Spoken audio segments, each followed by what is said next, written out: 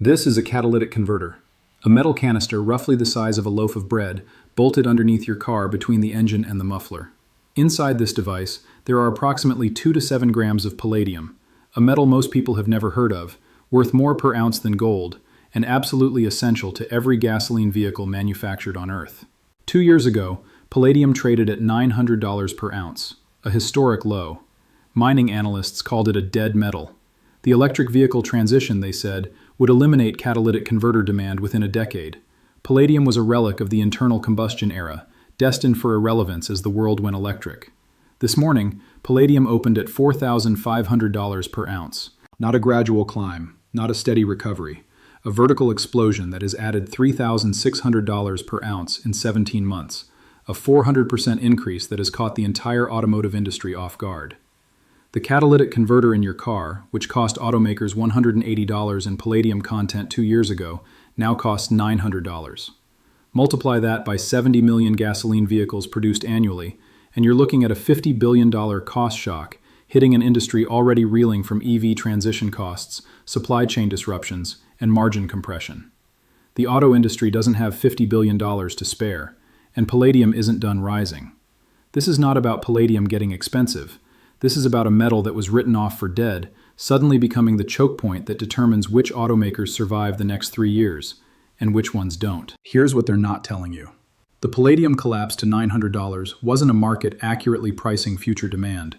It was a market making a catastrophic miscalculation about how quickly the internal combustion engine would die. The thesis was simple. EVs are the future. EV sales are growing 30% annually. By 2030, EVs will represent 50% of new vehicle sales. By 2035, internal combustion vehicles will be banned in Europe and California. Palladium demand, which comes 85% from auto catalysts, will collapse alongside ICE vehicle production. Therefore, palladium is worthless. Sell it. Hedge funds built massive short positions. Mining companies cut production. Refiners reduced processing capacity. The entire supply chain contracted based on the assumption that demand was disappearing. The assumption was wrong. Here's what actually happened. EV adoption has slowed dramatically since 2023. The early adopters bought their Teslas. The mass market, the customers who need affordable vehicles with 400-mile range and 5-minute refueling, hasn't followed. EV market share in the United States was 7.6% in 2023, 8.1% in 2024, and 8.4% in 2025. Not the exponential growth curves that justified palladium's collapse. A plateau. Meanwhile, gasoline vehicle production didn't decline, it increased. Global ICE vehicle production hit 72 million units in 2025, up from 67 million in 2023. Consumers who couldn't afford EVs, who didn't have charging infrastructure, who needed trucks and SUVs that electric powertrains couldn't yet deliver, they kept buying gasoline vehicles. Every one of those vehicles needs a catalytic converter. Every catalytic converter needs palladium. The shorts had bet on a transition that stalled. The supply chain had contracted for demand that didn't decline, and when the mismatch became undeniable, the repricing was violent. This is where the lie becomes unsustainable. To understand why palladium hit $4,500 and why it's going higher, you need to understand where palladium comes from, and why that supply cannot respond to price signals. Palladium is not mined like copper or gold. There are no palladium mines. Palladium is a byproduct, extracted alongside platinum and nickel from a handful of deposits concentrated in 2 countries, Russia and South Africa. Russia produces 40% of global palladium supply. The mines are controlled by Norilsk Nickel, a company subject to Western sanctions, operating in a country at war with NATO, led by executives who cannot travel to Europe or America. Russian palladium still flows to global markets through intermediaries, but the flow is constrained, opaque, and subject to disruption at any moment. South Africa produces 37% of global palladium supply. The mines there face rolling electricity blackouts that shut production for 8 to 12 hours daily. Labor costs have increased 60% since 2015, while ore grades have declined. The largest South African producer, Anglo American Platinum, announced in November that it was closing shafts and reducing output by 15% because $900 palladium didn't cover production costs. At $900, mines closed. At $4,500, those mines don't magically reopen. The shafts that were closed have flooded. The workers who were laid off have found other jobs. The equipment that was idled has degraded. Restarting takes 18 to 24 months, even when prices justify it. The supply that was destroyed at $900 isn't coming back in time to prevent $6,000. Recycling was supposed to fill the gap. Catalytic converter recycling recovers palladium from scrapped vehicles and returns it to the market. In theory, rising prices incentivize more recycling.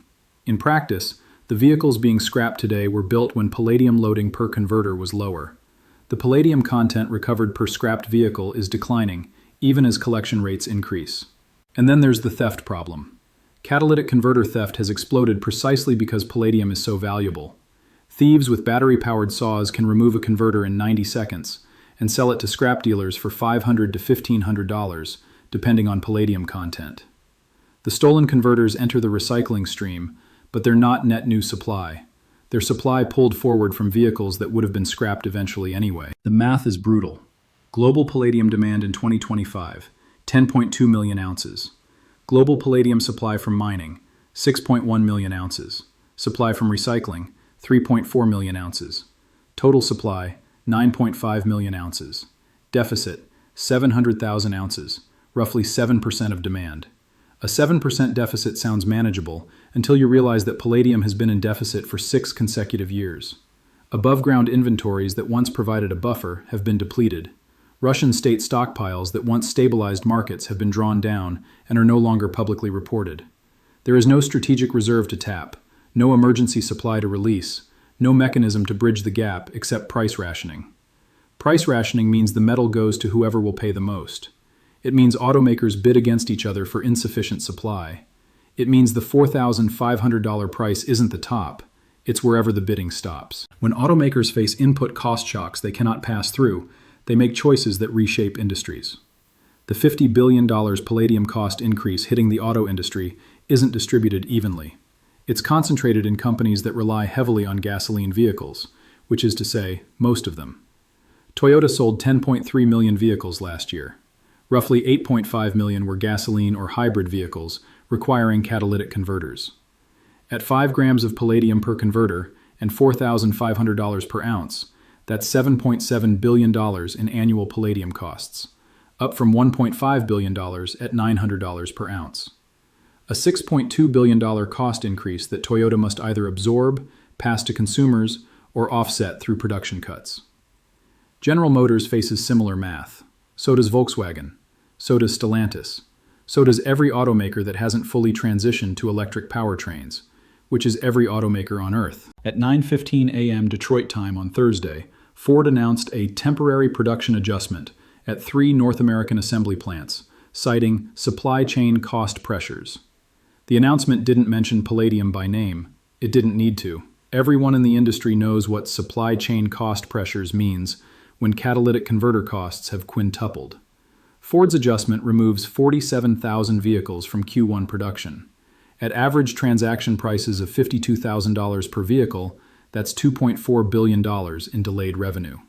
Ford is choosing to build fewer vehicles rather than build vehicles at a loss.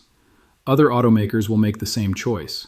The production cuts that palladium prices force become the supply constraint that keeps vehicle prices elevated, which keeps consumers in older vehicles longer, which delays the vehicle scrappage that would increase palladium recycling supply. Every feedback loop makes the problem worse. Less than 60 days remain before Q1 earnings calls, when automakers must disclose the margin impact of palladium costs. The numbers they report will be worse than analysts expect because analysts haven't modeled $4,500 palladium. Their models assume $1,200 or $1,800 or at most $2,500. Models built on assumptions from 6 months ago. The gap between modeled palladium costs and actual palladium costs will show up as margin compression that analysts didn't forecast. When earnings disappoint, stocks fall. When auto stocks fall, credit spreads widen. When credit spreads widen, borrowing costs increase. When borrowing costs increase, the capital-intensive investments required for EV transitions become harder to finance. The palladium crisis doesn't just hurt today's gasoline vehicles, it undermines the ability to fund tomorrow's electric ones. While one side scrambles, the other side hoards. The entities that understand palladium's supply constraints aren't waiting for the market to solve the problem. They're securing supply at any price. At 2:30 a.m. London time on Wednesday, Trading data showed that a single buyer had accumulated 340,000 ounces of palladium through the London platinum and palladium market over the previous 3 weeks. 340,000 ounces, roughly 3% of annual global supply, now sits in private vaults belonging to an undisclosed buyer. We don't know who made those purchases. The LPPM doesn't disclose identities, but the characteristics suggest an industrial end user rather than a financial speculator. Speculators trade futures and ETFs for leverage. Industrial users buy physical metal because they need it for production. An automaker, or a consortium of automakers, has apparently concluded that securing physical palladium inventory is worth more than waiting for prices to fall. They're hoarding because they expect prices to rise further. Their hoarding reduces available supply, which pushes prices higher, which validates their decision to hoard. China is playing the same game at a national level. Chinese palladium imports increased 47% in 2025, despite flat vehicle production. The excess isn't going into catalytic converters, it's going into strategic reserves. Beijing watched the West weaponize commodity markets against Russia and concluded that physical stockpiles matter more than financial exposure.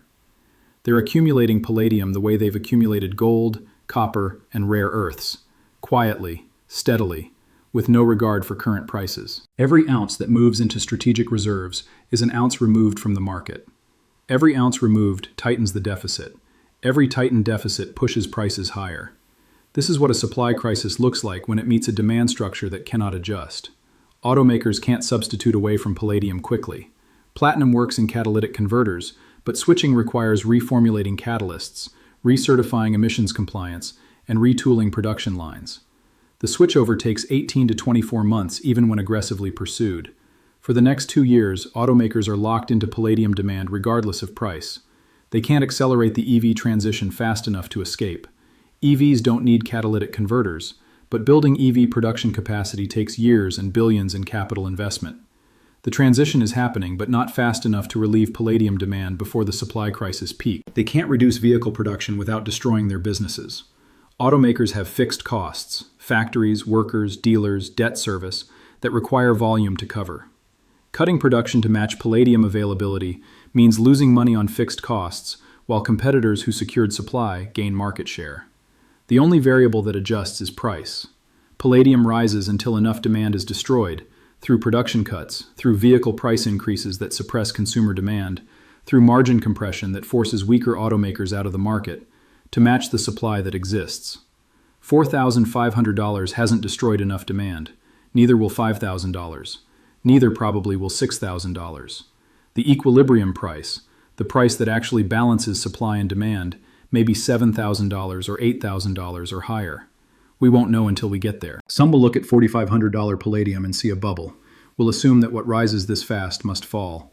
We'll trust that supply will respond, that substitution will accelerate, that the market always finds equilibrium at reasonable prices. These are the same voices that said $900 palladium was sustainable, that said EV adoption would eliminate autocatalyst demand by 2025, that said mine supply would be adequate because their models said it would be adequate. The models were wrong at $900, and they're wrong at $4,500. Others will track the deficit data. We'll count the mine closures. We'll watch the strategic hoarding. We'll calculate what happens when 10.2 million ounces of demand meets 9.5 million ounces of supply for the 7th consecutive year. The informed are not predicting that palladium will hit $8,000 or $10,000 or any specific number. Commodity spikes are impossible to time with precision. What the informed recognize is that the supply-demand imbalance is structural, that the solutions take years to implement, and that prices must rise to levels that seem extreme until demand destruction finally closes the gap. This is not financial advice. This is not a recommendation to buy palladium or short auto stocks or take any position based on supply deficits. This is simply an observation about what happens when a metal was written off for dead and the death notice was premature. The catalytic converter under your car contains 5 grams of a metal that has quadrupled in price while everyone was watching Tesla. The automakers building gasoline vehicles, which is still most of them, face a cost shock that their margins cannot absorb. $4,500 is not the end, it's the beginning. The beginning of production cuts. The beginning of margin compression. The beginning of an auto industry crisis that will reshape which companies survive and which ones don't. Palladium was supposed to be irrelevant by now. The EV transition was supposed to make it worthless. The transition stalled. The metal didn't care. And $4,500 per ounce is the price of being wrong about the future. It won't be the last price. The supply isn't there. The deficit is structural. And the automakers who didn't secure their palladium supply are about to discover what that means for their survival.